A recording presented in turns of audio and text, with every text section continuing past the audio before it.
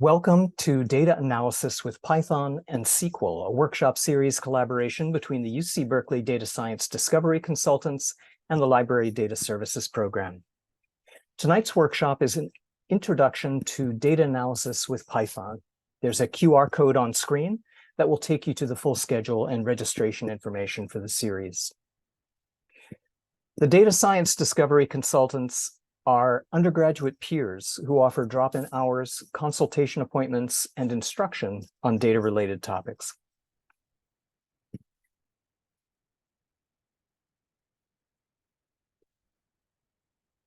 Tonight's workshop instructor is Data Science Discovery Consultant Mahathi Riali. My name is Elliot Smith, and I'm the librarian for molecular and cell biology and integrative biology here at UC Berkeley. And I'm here to help Mahathi with Zoom logistics. If you have questions during the presentation, please put them in the chat or use the reactions to raise your hand. You can also use reactions to give feedback to the instructor.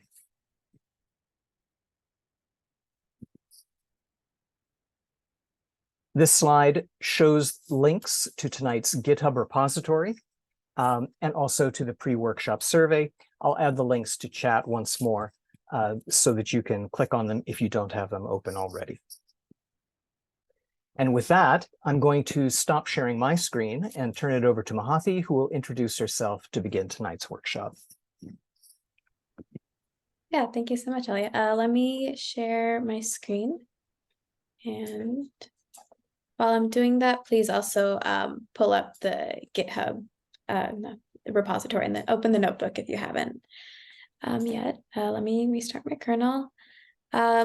Before we begin, let me go over a little intro to Jupyter Hub or Jupyter Notebook and how it works. If you want to run any cell, you can either hit Shift Enter, or if you also are selected on a cell, you can click Run Cell, and that will run that as well.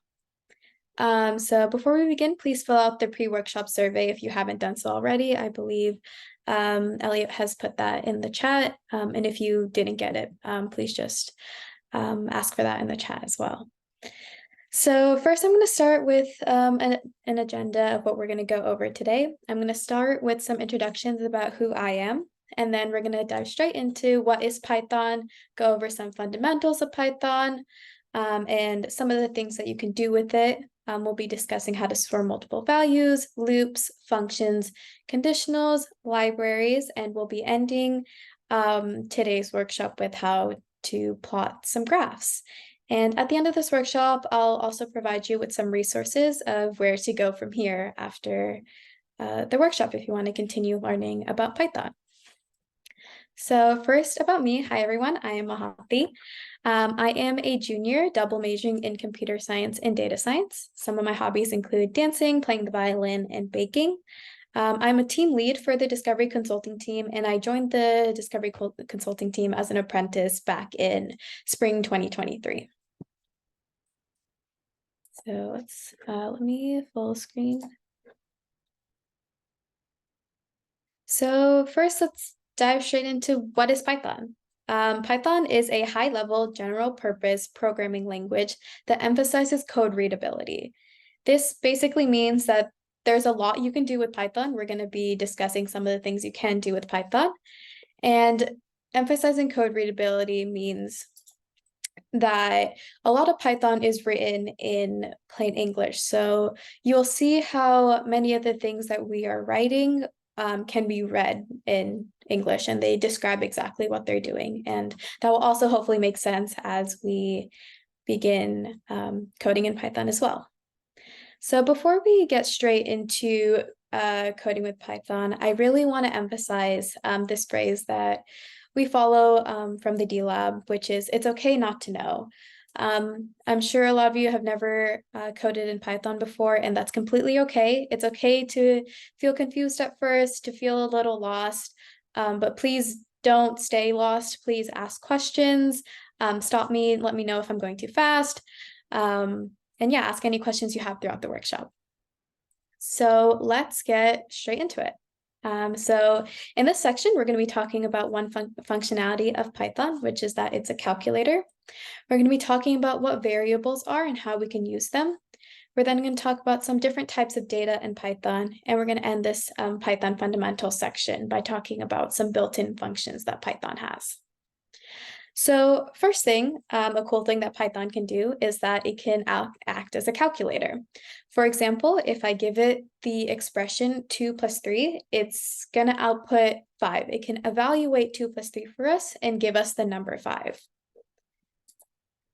And as we can also give it a little more complicated expression as well. And just like in math, Python also follows the order of operations. So parentheses, exponents, multiply, divide, add, subtract.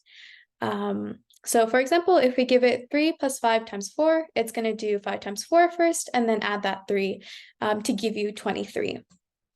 We can also add even more operations to it as well. So we have these parentheses. We have this 3 star star 2, which is how you do exponents in Python. So this evaluates to 3 squared. We have minus 4 times 6 divided by 2 plus 5, and that evaluates to 2. Something you might notice is that this 2 has a decimal for it, but the 23 did not.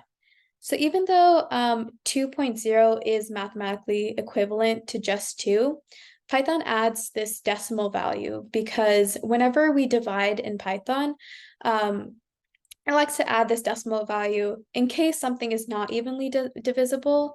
So for example, for a number like 5 divided by 6, which isn't as evenly divisible and gives us this long decimal point, Python always puts that decimal just in case things aren't as evenly divisible as 6 and 2 are.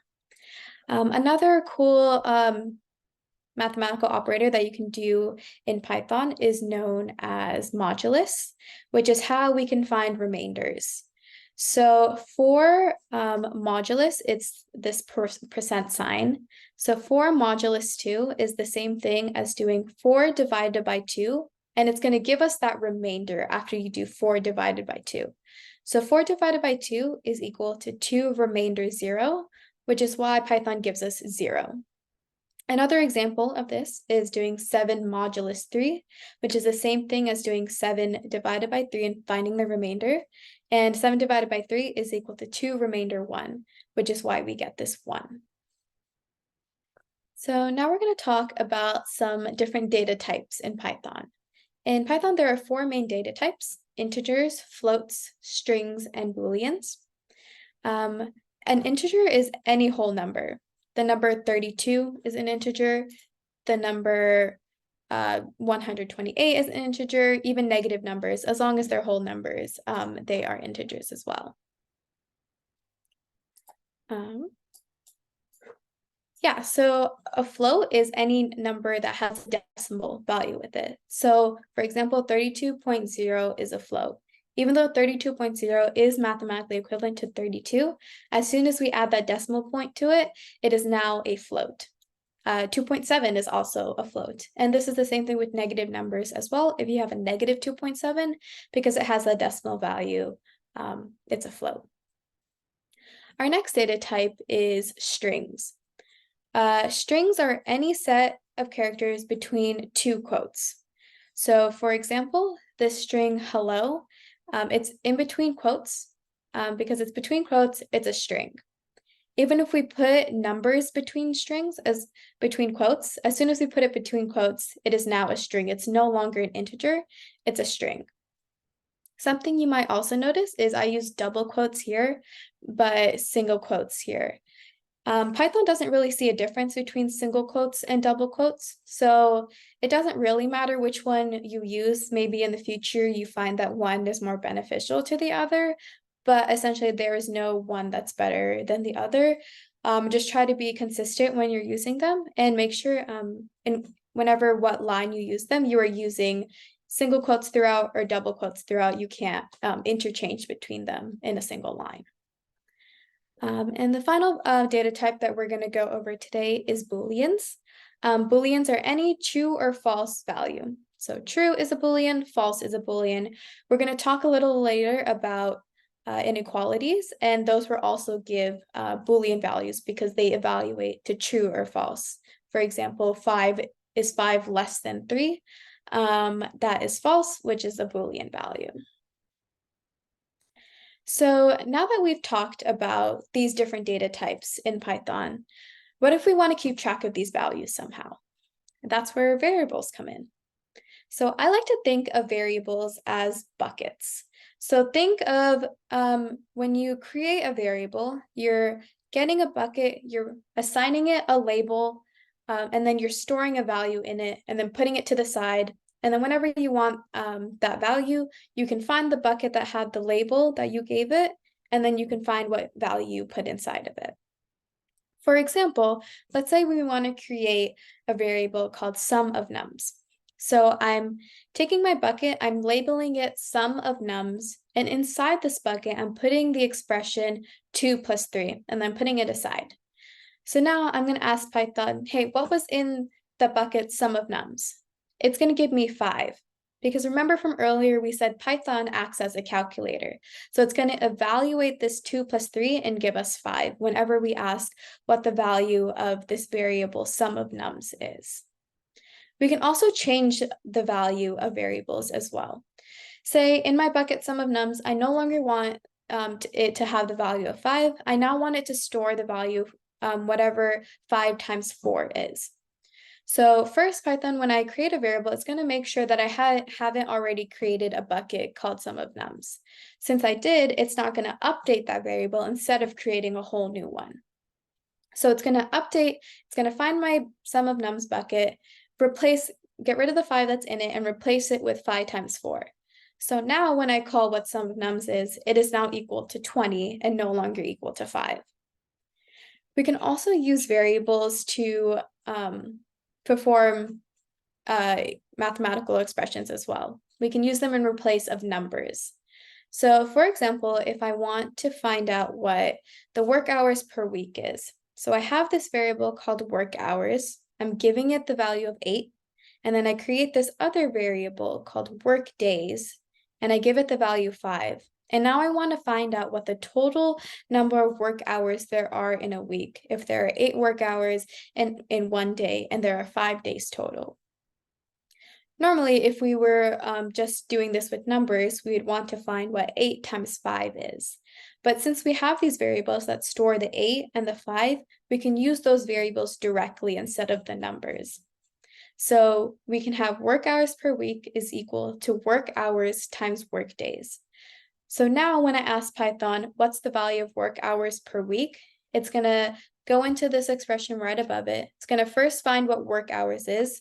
Remember, we created that bucket before and gave it the value of 8. So it's going to replace this value with 8 times, and work days, we did the same thing, but we replaced it with the value of 5. So it's going to evaluate 8 times 5 and give us that there are 40 hours, work hours per week. If you'll notice that even though we are using these variables directly, we're not updating them like we did with sum of nums. So these variables, even though we use them to create work hours per week, we're not actually changing work hours or work days. We can look at another example of this.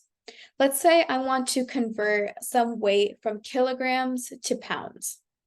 So if I have a weight of kilograms equal to 100 and I want to convert it to pounds, given that there are 2.2 kilograms in a pound, I can have weight pounds is equal to 2.2 times whatever my weight in kilograms was. And even though I'm using weight kilograms directly here, if I still ask Python, hey, what is weight kilograms? It's going to give me 100 again. We never directly updated weight kilograms. Even though we are using it to assign weight pounds, we're not changing the value of weight kilograms. So now when I ask Python what weight pounds is, it's going to give me 220 point this long decimal value. So again, Python adds this decimal value because we used a float number when assigning weight pounds. So whenever you introduce a decimal into your math equation, it's going to keep that decimal no matter what other operations you do with it. Even though everything else you use in your math equation is integer, if there's one float, like even just one, your final answer will be a float number. And if you are wondering why there is this random 3 at the end, Python has a weird floating point rounding error that doesn't really make a difference to weight pounds now. But if you want to get rid of that, there is a way to change it to an integer. And the way we do that is we assign our variable, and we can put it in between parentheses, and in front of this parentheses we change it to whatever data type we want our variable to now be. So if we want to change this from a float to an integer, I put in int, which is how Python shortens the word integer, parentheses, and then the name of the variable that I want to change from a float to an integer. And that's going to give me an integer 220. We can use variables to store any of the data points that we talked about before. We can use it to store floats, integers, strings, booleans, any data type that you can think of. So let's create a variable that stores a string, and let's call this string variable. So again, just like how we assigned it to an integer, we're going to create this bucket, label it string variable, and put in the value of the string wow. So when I ask Python what string variable is, it's going to tell me that it's the string wow. One thing to be really careful with in Python is your naming of variables. Python is very, very case sensitive. So if I try to ask Python what string variable with the capital V is, it's going to tell me that it's not defined, which means I spelled something wrong. I never assigned or created a variable called string variable with a capital V before. I only have a variable called string variable with a lowercase v. So it's going to tell me that this variable doesn't exist. You never created a bucket with this label before. So be careful when you're calling your variables. Also, when naming your variables, you can name them anything that you want as long as it starts with a letter and it doesn't have any operators like a multiplication symbol or an addition symbol or subtraction symbol. But as long as it starts with a letter and doesn't have any math operators, you can name it whatever you want. So yes, technically you can name your variables variable 1, variable 2, variable 3, and so on. You can keep going, but that doesn't really tell you anything about your variable. When you come back to your code or someone else is looking at your code, they should be able to tell what your variable represents. For example, when we were representing the weight in kilograms of 100, just from the variable, you can tell that this represents a weight in kilograms. If I just call this variable 2, we wouldn't know what this 100 means. It would just be an arbitrary number that had no meaning.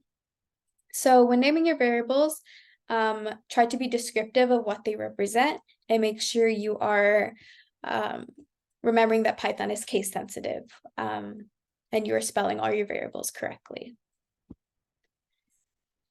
So now we're going to talk about some built-in functions that are in Python. Built-in functions are functions that are already defined, so they can be used without writing any extra code. One built-in function is the print function, which allows us to print out anything that we put in it. And the syntax for this is the word print, parentheses, and whatever you want to print out. So when I run this cell, it's going to print out 123. I can also print out strings. Again, I can print out any data type, strings, variables, any of the data types that we talked about before.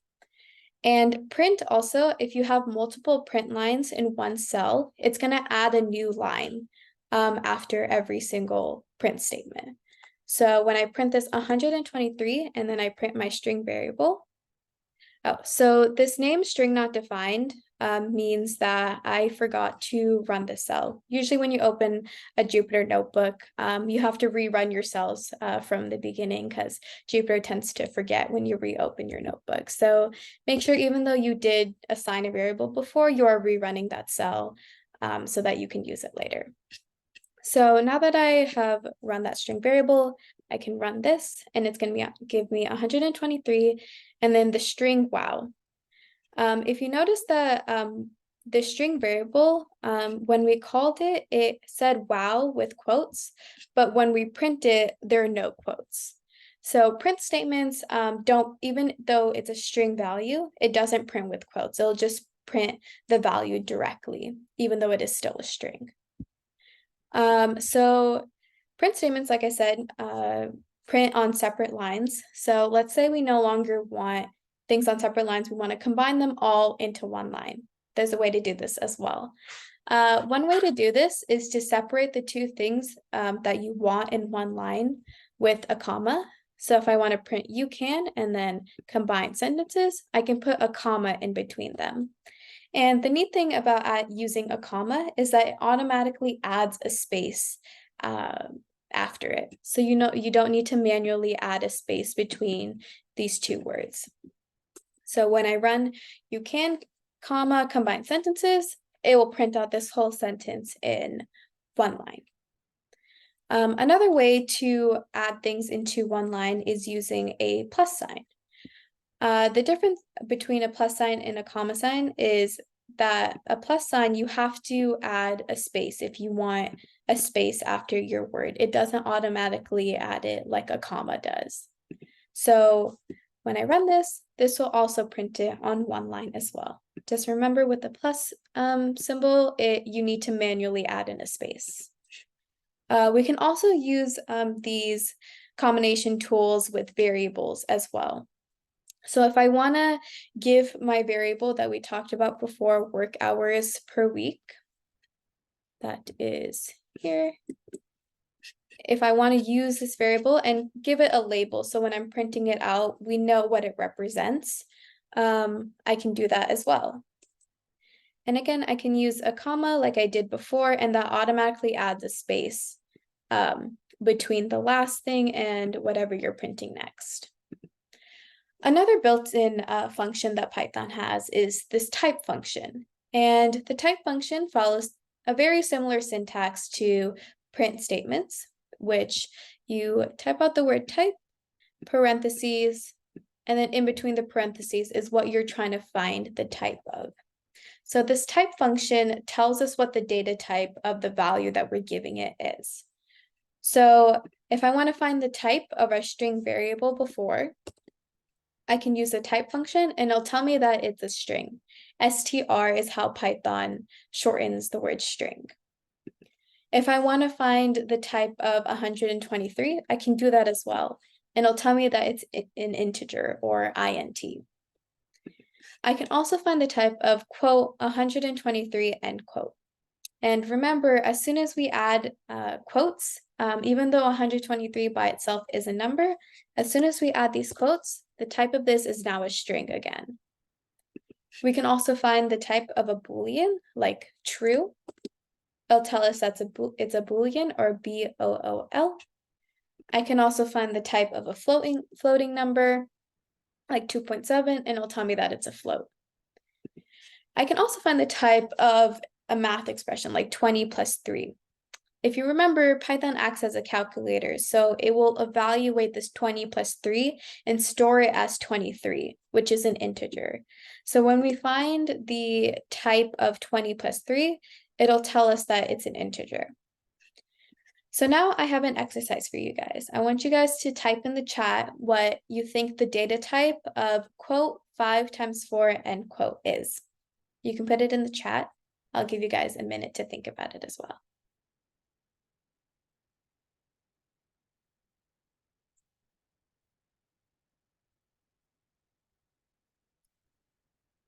Okay, cool. So we got some different answers in the chat. So the type of quote 5 times 4 end quote is actually a string. Remember, as soon as we put something in between quotes, it becomes a string. So even though 5 times 4 by itself would be stored as an integer, because I have it between these quotes, it is now a string. So the answer to this is a string. Okay, now I have another exercise for you guys. I want you to create a variable storing the current temperature of Cal in Fahrenheit, and then create a variable that converts this current temperature to the nearest degree in Celsius, and then create a variable that converts the current temp to the nearest degree in Kelvin, And finally, I want you to print all the temperatures with a short string describing what they represent in one line of code. I'll give you guys 4 minutes to work on this. Note, let's say that the current temperature is 68 degrees Fahrenheit. I don't think it's actually 68 degrees Fahrenheit outside right now, but let's just say it is.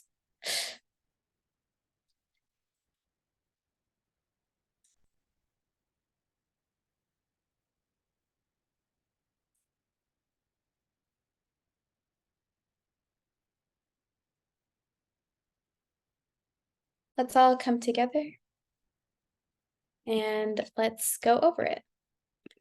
So let's go step by step in what this exercise is asking us to do. So the very first step, it says to create a variable that stores the current temperature at Cal in Fahrenheit.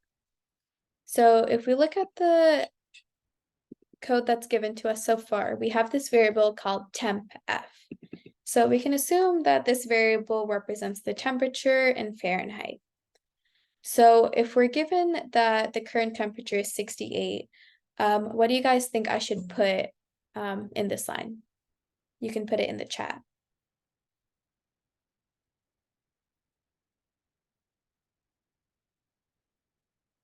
Yes, so we can replace this line with 68.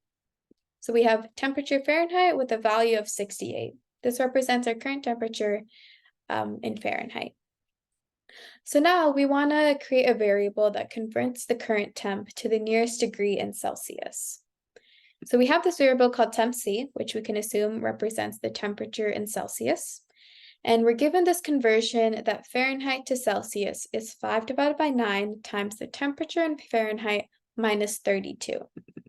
So we can replace these dots with that same conversion. We have 5 divided by 9 times, keeping the parentheses because Python follows order of operations. We have our temperature in Fahrenheit. We just created a variable called temp f, so we can use that here, and then minus 32. Now, finally, we have this variable called temp k, and we want to create a variable that converts the current temperature to the nearest degree in Kelvin, and we're given the conversion that Celsius to Kelvin is Celsius plus 273.15. So we can replace this with our variable that represents the temperature in Celsius plus 273.15. And finally, we want to print out all the temperatures with a short string that describes what they represent in one line of code. So first, we can represent our temperature in Fahrenheit. I'm going to call this temp in Fahrenheit. Hopefully I spelled that correctly.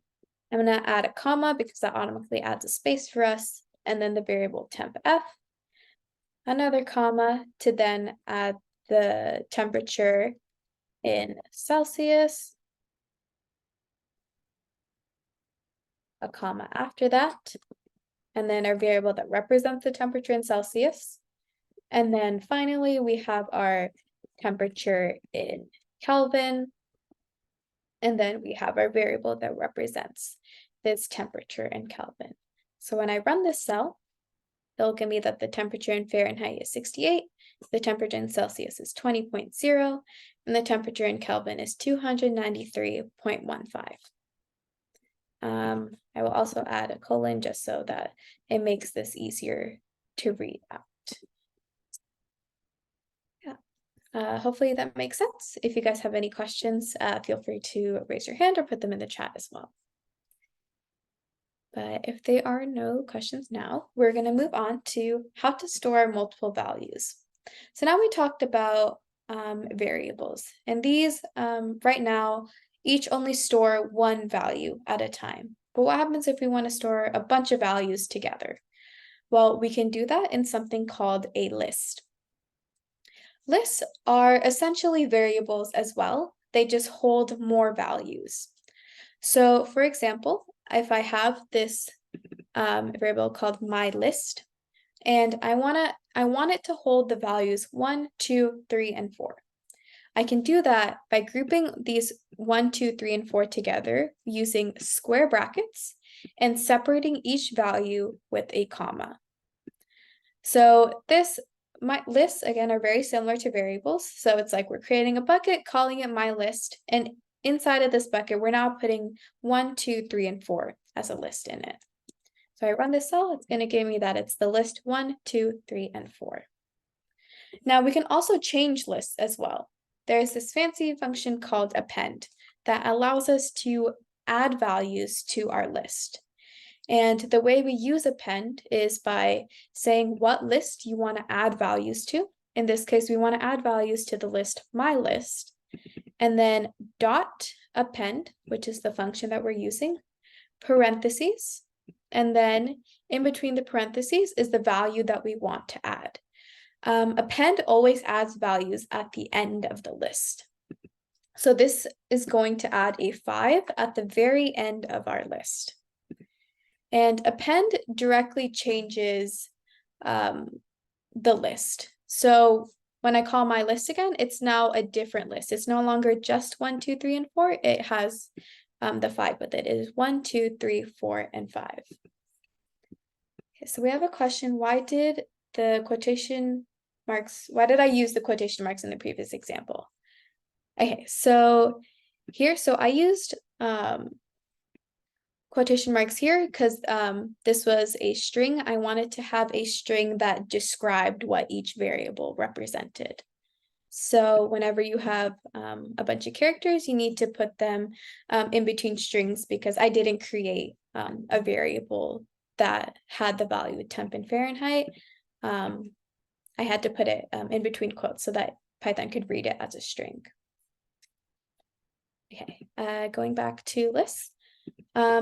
We can also remove values from lists as well using this remove function. It follows a very similar syntax to append as well, in that we say the name of the list, dot, the word remove, and then parentheses, and then in between the parentheses is the value we want to remove from the list. Remove always removes the very first value it finds. So if I had multiple ones in this list, if I had 1, 1, 2, 3, 4, and 5, it would only remove the very first one that it found. So even if I had a 1 at the very end of the list, it would only remove the very first one.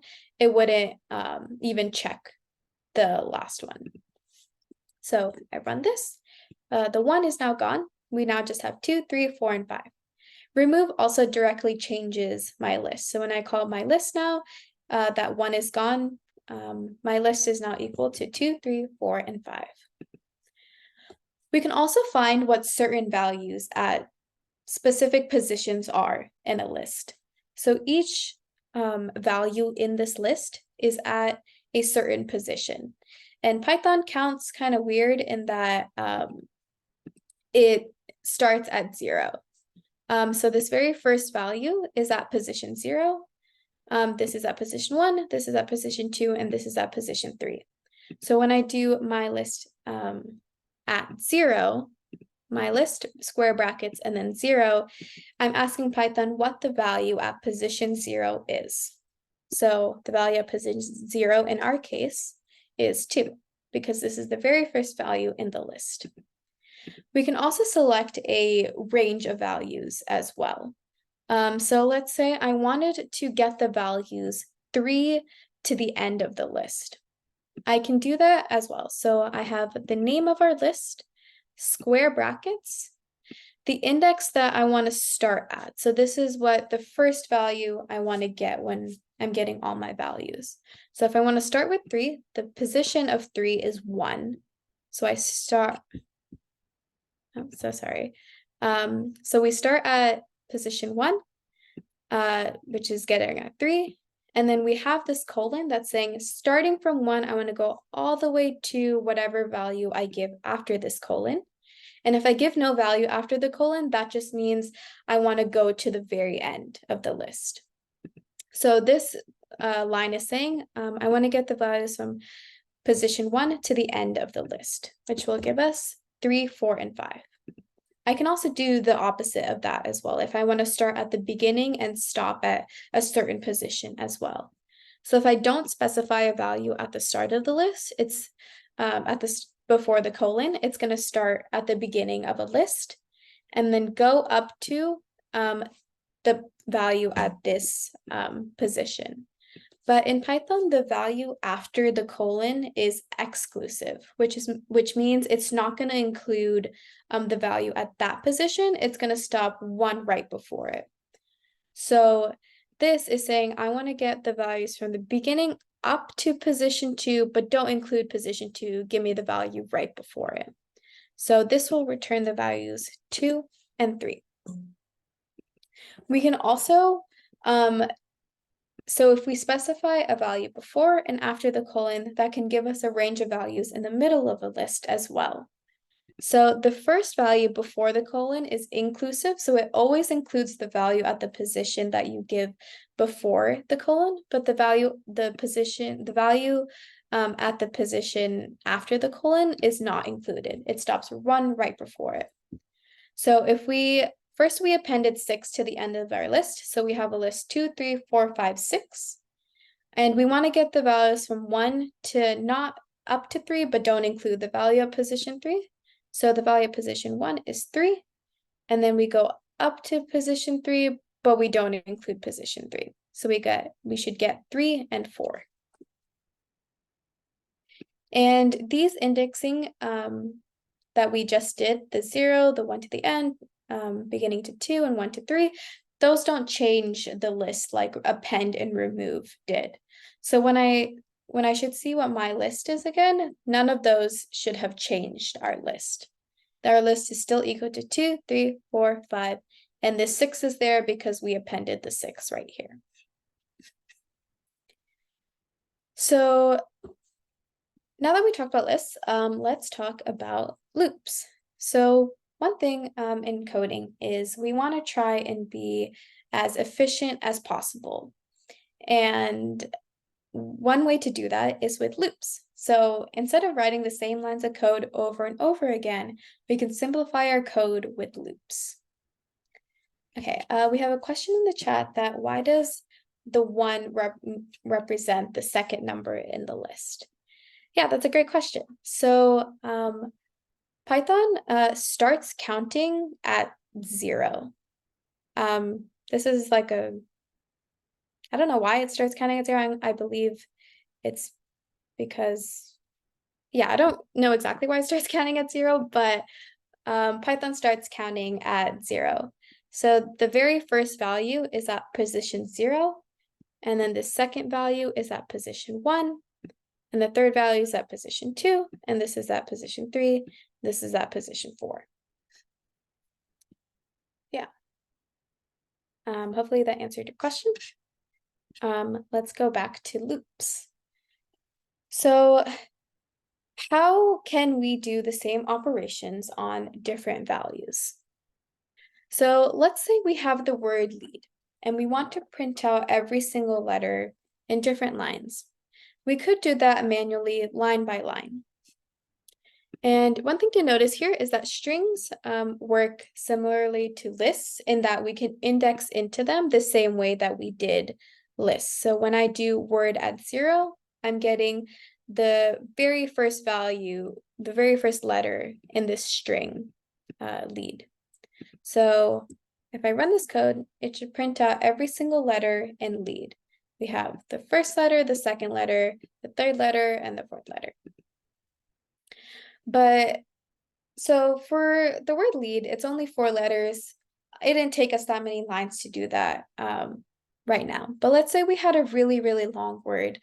We'd have to write a bunch of lines of code, and that can get really redundant. And in coding, we want to try to be as efficient as we can. And that's where loops come in. So one type of loop is known as a for loop. And the general syntax for a for loop is you start with the word for, and then you give some name to whatever you're tracking while you're going through something. So this, like a variable, can be named whatever you want, but generally you want it to represent what you're actually tracking in your variable. So in our word, for example, we would want to have a tracker name maybe for letter to represent that we are printing each letter as we go on. And then we have this word in, and then we have our variable that we're actually traversing through. So let's look at an example. Let's say we have a word that has the value string Python, and we want to print out every letter in this string. We can start with our for loop, the word for, and then we have a tracker name that represents what every value we're going through is. So in this case, we're going to call it letter, in, and then our variable in this case is word. So when I print letter, it should print Python letter by letter.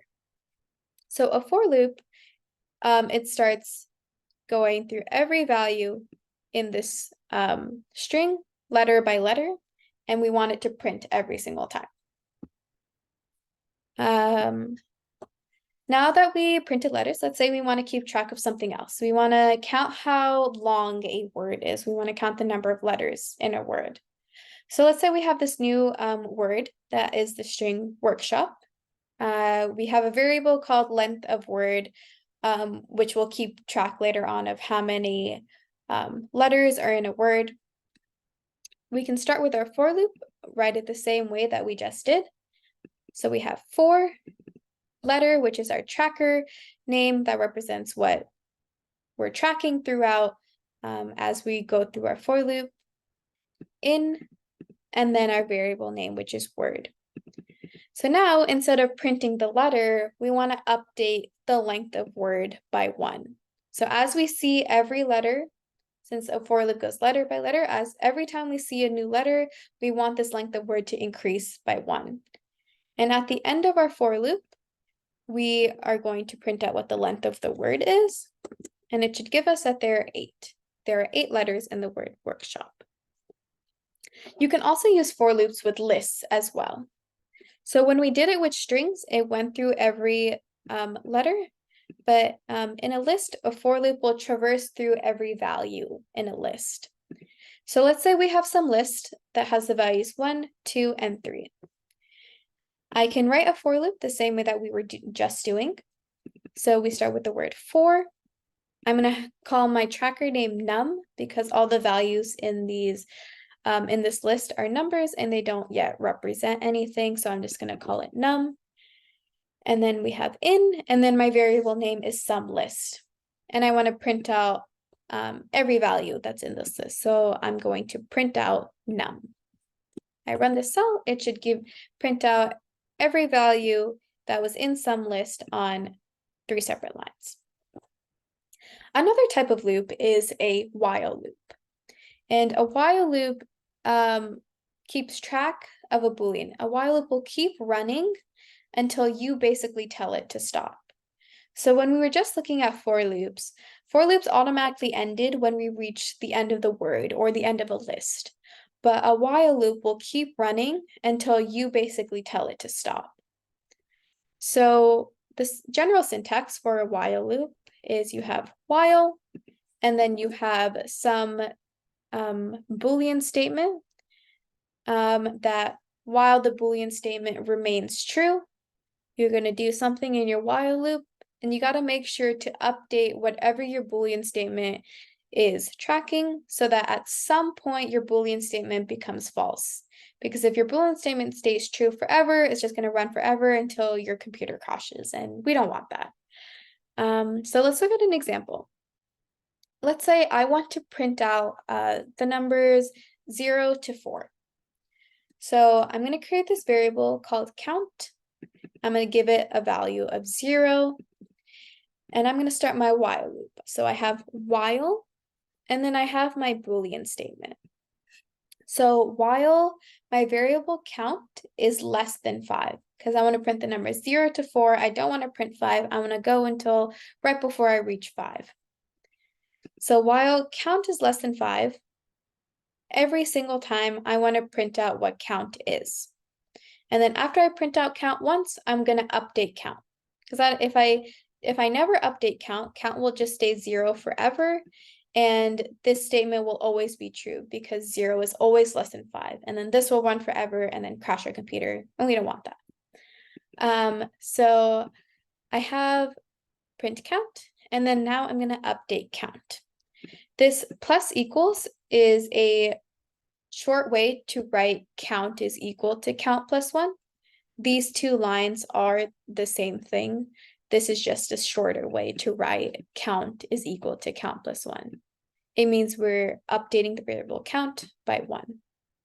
So when I run this code cell, it should give me 0, 1, 2, 3, and 4 on 5 separate lines. So another way to be efficient with our code is by using functions. So functions are sets of code that we can reuse to perform certain actions. And the general syntax for a function is you start with this word def, D-E-F, which is sort of short for define. We are defining our function. And then we give our function a name. And like we talked about variables before, with naming variables, that we wanted to be descriptive with variables, and we wanted to make sure that we remember that Python was case sensitive. The same thing holds with function names as well. You normally want your function name to describe what your function is doing, and Python is case sensitive. So if you have a capital letter in your function, that's going to be different than another function that isn't capitalized. So we have our function name, parentheses, and then we have optional parameters, which we will see an example of in just a bit, but we usually add in parameters if we want the user to give us a value to either change or update or check. And we'll see an example of this in a little bit. And then inside of our function, we have our code, so whatever our function is doing. And then at the end, we have this return. So when you are defining a function and you do a bunch of things in your function, if you never return the value, Python won't store whatever you calculated in your function. Basically, you can do a bunch of calculations, but what Python will remember is whatever you put in your return value at the very end. So let's look at an example of a function. We have this function called return val. It doesn't take any parameters. We started with a def.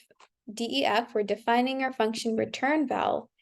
And in this function, we want to return the number 5. This means when I call a function, I want Python to tell me what the return value is. So when calling a function is basically asking Python, hey, what was the value I told you to remember when I wrote this function? And Python remembers whatever you gave in its final return value. So to call a function, you say the name of the variable, parentheses, and if there are parameters, this is where you would put them in. But return val didn't have any parameters, so that's why it's empty between the parentheses. So we have this return val. We asked Python what was the final return value of this function, and it was 5. So that's why Python gives us 5. Now let's look at an example that uses parameters. Let's say I want to create a function that adds 3 to whatever number I give it. So we have this num to keep track of whatever number the user gives us, or we give Python to add 3 to.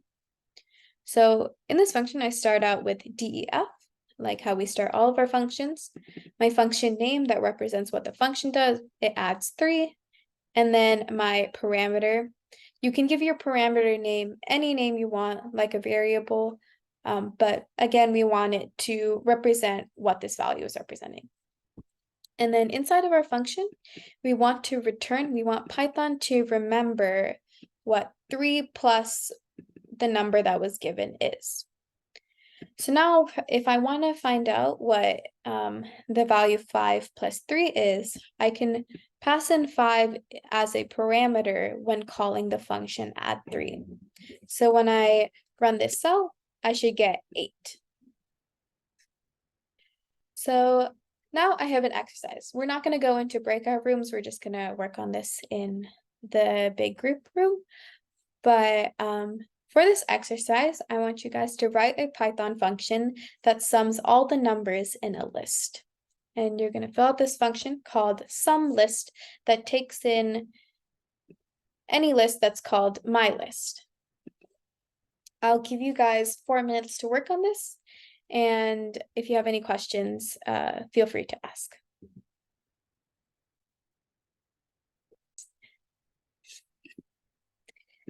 So we have this function called SUMList that takes in a list called MyList.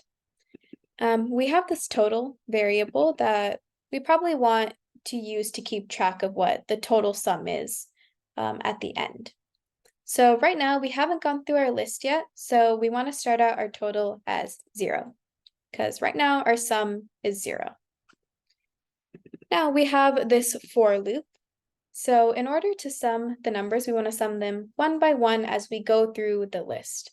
And in order to use a for loop to go through the list, we have 4, then we want to have a tracker name. In this case, we know that all of our values in our list will be numbers. So let's call it num for now.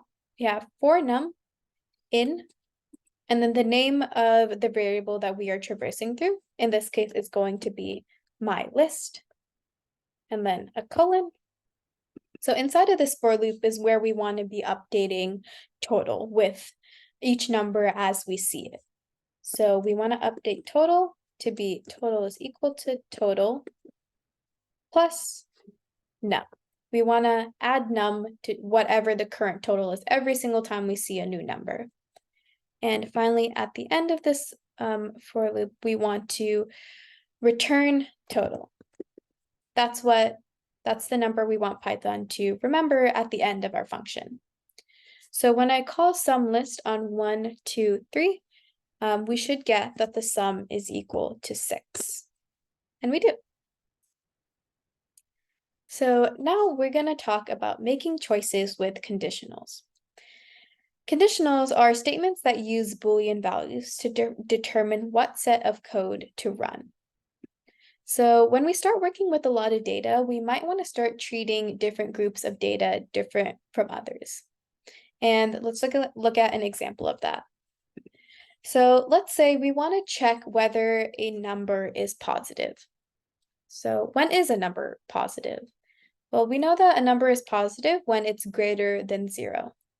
So given any number, we know that if the number is greater than 0, we want to say that it's positive. So we have this if the number is greater than 0, colon, we want to print out that the number is positive. In this case, the number is 15, and this statement is true, so it's going to print out that 15 is positive. So we kept track of positive numbers, but negative numbers also exist. So negative numbers are any number that's less than 0. So if the number is greater than 0, we want to print that it's positive. Otherwise, the number is negative. So in this case, our number is negative 15. So this statement is no longer true because negative 15 is not greater than 0. So it's going to skip over the if statement and then go into the else, and it's going to print out that it's negative. But wait, if we put in 0, it's going to tell us that it's negative, but 0 is not negative. 0 is its own number. So if we have the number 0, and we say that if it's greater than 0, we want it to print positive. If it's less than 0, we want it to print negative. Otherwise, we want to say that it's 0. In this case, the number is 0, so it's going to print out that it's 0. So the general structure of an if statement is that if the first statement is true, you're going to run whatever is inside of that if statement. If the second statement is true, you're going to run whatever is in that. You can have as many if statements as you want. You can have an indefinite number of elif statements, but you can only have one if statement and one else statement. And the else statement will run when everything else you have before it is false. So another thing to note is that all numbers except for 0 and strings are all evaluated as true values. So if I want to check if 1 is a number and all numbers except for 0 are true, so this is going to run. But 0 is the only number that is false. So this won't true, it's going to won't be true, it'll print out false instead. Strings are also true values. So if I say if a string, it's going to print out true as well. So in the first section, when we talked about fundamentals, we mentioned Boolean values, which are either true or false. And I mentioned that we were going to talk about inequalities. So some inequalities that you can check for in Python are when they're equal, you use double equal signs, like 5 is equal to 1, that is false. You can also check if two values are not equal.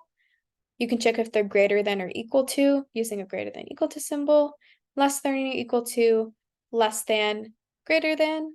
You can also check if a value contains another value using this word in. So if is the string UC in the full string UC Berkeley? Yes, it is. So it's going to print out true. So let's look at an example that splits up the classes I've taken into 3 lists of different departments: data science classes, CS classes, and other classes. So I have this list of all the classes I've taken before, and I have these empty lists of CS courses, data science courses, and other courses. And I go through every single course that I've taken. I check if the word data is in the course, and I add it to the data science class. I then check if this word CS is in the course. If it is, I add that course to the CS classes. And otherwise, I add the course to my other courses list. And finally, I print out all of these classes. If you see I use the /n, that adds a new line before CS classes. So when I run this, it prints each of these on a different line. So this next exercise, I'm just going to go over directly, but feel free to work on it along with me as well. So in this exercise, we want to write a function that counts the number of numbers that are divisible by 2 or 3 in a list. And a hint is that numbers that are divisible will have a modulo expression equal to 0. So we have this function divisible that takes in a num list. And we first have this divisible by 2. You probably want this to be a list that represents all the numbers that are divisible by 2. We probably want this next variable to represent all the numbers that are divisible by 3. So far, we haven't seen any numbers yet, which is why I'm assigning each of these to empty lists. We have an empty list of the numbers that are divisible by both, and then an empty list of the numbers that are not divisible by either. So we have this for loop that goes through all the values in num list. So first, I want to check if they're both divisible. So if num modulo 2 is equal to 0, because if they're divisible, they'll have a modulo expression of 0, and it's divisible by 3 as well. So and num modulo 3 is equal to 0, I want to append the number to the list both divisible. Otherwise, if it's just divisible by 2, if num modulo 2 is equal to 0, then I just want to append it to the divisible by 2 list. Divisible by 2 dot append num. Otherwise, I want to check if it's just divisible by 3. If num modulo 3 is equal to 0, I want to append it to this divisible by 3 list. Append 3. And otherwise, we know that if it's not divisible by 2 or 3, we want to add it to the not divisible list. And no. And this is going to return the 4 lists. So if I have a list of 23, 7, 4, and 8, call the function divisible on it, and I run this, it should separate each of these lists into the 4 list. So this one represents the divisible by 2 list. This one is divisible by 3. This one is not divisible by either. And this is when they're both divisible. So now we're going to talk about libraries. Python has a lot more built-in functions that are stored in libraries. And it stores this in libraries because it's difficult for Python to also remember every single function that exist. So it likes to put them away in libraries so that it can call them later. And it's referencing these libraries is known as importing them. And by importing these libraries, we can access all the functions that exist in that library. And to use functions from a library, you can't call the function like you can with print or type. You first have to specify the library name, followed by a period, then the function name you want to use, and then any parameters if that function does use parameters. So we're going to talk about how to plot a graph in just a bit. And in order to do that, we're going to use this library called matplotlib. It has a lot of neat plotting functions in it. So in order to import this function, this library, we want to first call the word import, then the name of our library. Our library is called matplotlib.pyplot. And I have this as PLT. So this as PLT basically gives this library a nickname. Like I mentioned before, every time we call a function, we have to say the library name dot, then the function name. But matplotlib.pyplot is kind of a lot to type and can be really annoying to type over and over again. So I can shorten it to PLT so it's less for me to type and just easier for me to read as well. So let me run this so that we can use this library in just a bit. And let's talk about plotting. So in data analysis, it's important to be able to visualize your data to make it easier to identify patterns, trends, and outliers in large data sets. And one way to visualize data is by plotting it. And we'll see how to use matplotlib to make plotting easier. I'm going to be using some functions from matplotlib. You can see all of the functions that matplotlib has on this link that's in the Jupyter Notebook. But I'm going to be using some of them now. So one function that matplotlib has is known as plot, in which you can give it some values and it will plot them for you. Generally, plot takes in an x and a y, so you can give it all your x values and all your y values, and it will plot all of those for you. But if I give it just one set of numbers, it will assume that this is the y values, and it will automatically generate x values for you.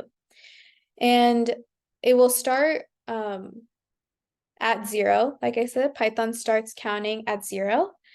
So the default x values will be the same length as y, starting from 0. So since there are 4 values of the y values have 4 values in them, the x data will also have 4 values in them, starting at 0. So I'll have the values 0, 1, 2, and 3. Another function that's in matplotlib is ylabel. So if we want to label our axis, we can do that as well. We can use ylabel to label what our y-axis represents. And finally, there's this function called show. This is like printing out the graph. It's the same thing as printing, but you can't print out a plot. You have to use the show function in order to see what your plot looks like. So when we run this, it's going to give me a line that plots all of my x values versus my y values. So now let's look when we give our plot some x values. We give it the values 1, 2, 3, and 4, and we have some y values.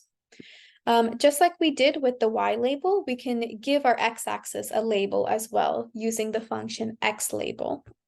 We can also give our plot a title by using the title function, and inside of the parentheses as a string, you can title your plot whatever you want. And finally, always remember to use show so that you can actually see what your plot looks like. So I run this and it plots all my x values and my y against my y values. So let's look at another example of plotting. We have some x values that represent age of someone in months and some y values that will represent the height in centimeters. And I'm going to label my plot as height versus age. This plt.axis, this axis is another function that's in matplotlib as well, in which you can specify what the axis is.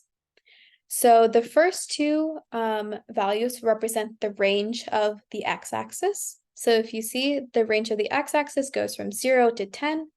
And the next two values represent the range of the y-axis. It goes from 15 here to 30 here. And again, always use plt.show. Another thing you'll notice is I have this extra parameter in the plot function. This last parameter allows you to change the color of your graph. You can also change the shape of it. So right now these are green triangles. I have a green and then a caret. That's how you do green triangles. I can also make it red stars. I can make the line a dashed. If I do r dash dash, that'll make the line a dashed line. You can see all the different kinds of colors and symbols you can change your line to, again, on the Matplotlib website. Yeah, so we have an exercise here. Again, I'm just going to go through it because we are short on time. But in this exercise, I want you to write a function to plot a line given x values, y values, axis labels, and a title. And you can feel free to change the color or style of the line as well. So first, we want to start by plotting our graph. We have plt.plot. Plot uses x values. We're given that as a parameter. And then, oh, I spelled x values wrong. And then our y values. We should have an underscore because that's how it's labeled in the parameters as well. And then we're given the x label and y label as well. So we can use the function plt.xlabel and pass in this x label. And we can do the same thing for the y label as well. We're also given a title, so we can title our plot as plt.title with the title. And remember, at the end, always use plt.show so that we can actually see what our graph is. And I gave it some values that represented the population of the US for the years 2017 to 2021. And that's what our graph looks like. So a final note for today is about commenting. If you notice throughout the Jupyter Notebook, I used some hashtags to write a little note about what something represented, or a note about what my function was going to do. Comments are really nice things to do in coding so that when you come back to your code or someone else is looking at your code, they don't need to read line by line what your code is doing. They can simply look at your comments and automatically know what your variable represents or what your function is doing as well. Another way to write comments is using doc strings. That's by using 3 quotes, 3 starting quotes, and 3 ending quotes. The nice thing about doc strings is you can use this built-in function that Python has called help. When you call help on a function, it will read out what doc strings are. But if you're using just a hashtag, you have to have a separate hashtag for every single line of comment that you have. But yeah, that's the end of this workshop. Thank you guys so much for coming. Sorry that I went a little bit over time.